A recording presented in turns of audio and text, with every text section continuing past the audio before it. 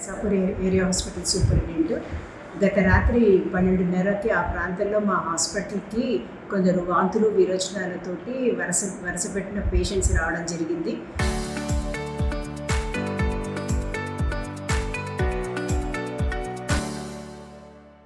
వాళ్ళందరినీ రిసీవ్ చేసుకొని వెంటనే అవసరం ఉన్న వాళ్ళకి అవుట్ పేషెంట్ బేసిస్ మీద ట్రీట్మెంట్ ఇచ్చాము. కొంచెం వాంతులు విరోచనాలు కొంచెం ఎక్కువ ఉన్న వాళ్ళకి మాత్రం అడ్మిట్ చేసుకొని వాళ్ళకి కావాల్సిన ట్రీట్మెంట్ మేము ఇస్తున్నాము. డీమ్డ్ గారికి కూడా ఇన్ఫార్మ్ చేయడం జరిగింది. అంటే వీళ్ళు ఒక మ్యారేజ్ పార్టీ కోసము ఇక్కడ ఫంక్షన్ హాల్కి వాళ్ళందరూ వచ్చారు.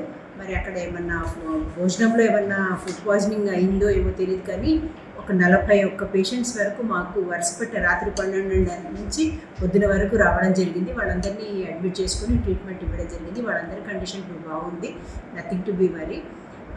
డీమ్డ్ గారికి ఇది ఇన్ఫర్మేషన్ ఇవ్వడం జరిగింది. పిహెచ్సి మెడికల్ ఆఫీసర్ వాళ్ళు కూడా మా నర్సాపూర్ ఏరియా హాస్పిటల్కి వచ్చి ఆ పేషెంట్లని అందరినీ చూసి ఇప్పుడు వాళ్ళు ఇంకా వాళ్ళు ఆ ఫంక్షన్ హాల్కి ఏదైతే ఉందో అక్కడికి వెళ్ళడం జరుగుతుంది.